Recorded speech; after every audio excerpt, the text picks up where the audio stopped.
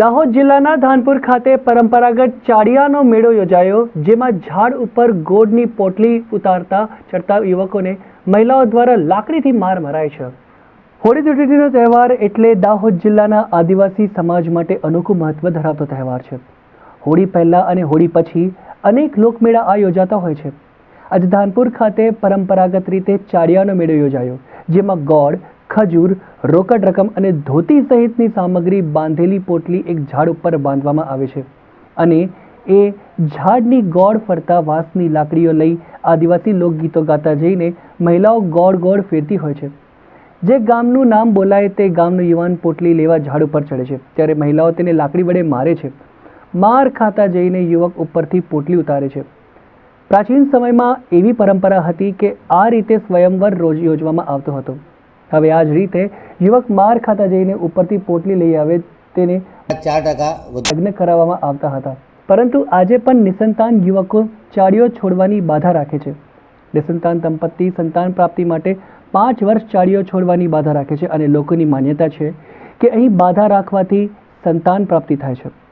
પ્રાચીન સમયથી ચાલી આવતી આ પરંપરા અને સંસ્કૃતિને જાળવી રાખવા માટે આ મેળો આજે પણ યોજવામાં આવે છે। આસપાસના ગામોમાંથી મોટી સંખ્યામાં લોકો અહીં આવે છે અને મેળાની મજા માણે છે।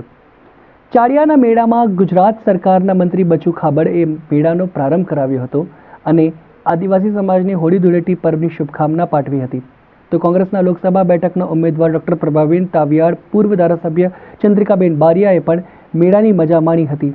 સાથે જ ઢોલ ઉપર પરંપરાગત આદિવાસી નૃત્ય પણ કર્યું હતું।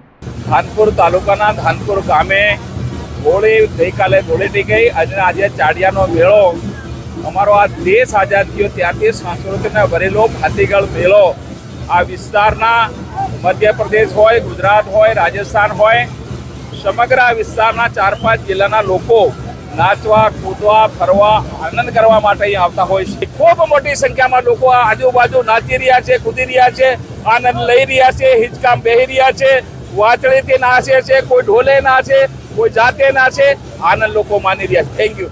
આજે ધાનપુર ખાતે ચાડિયાનો મેળો હતો।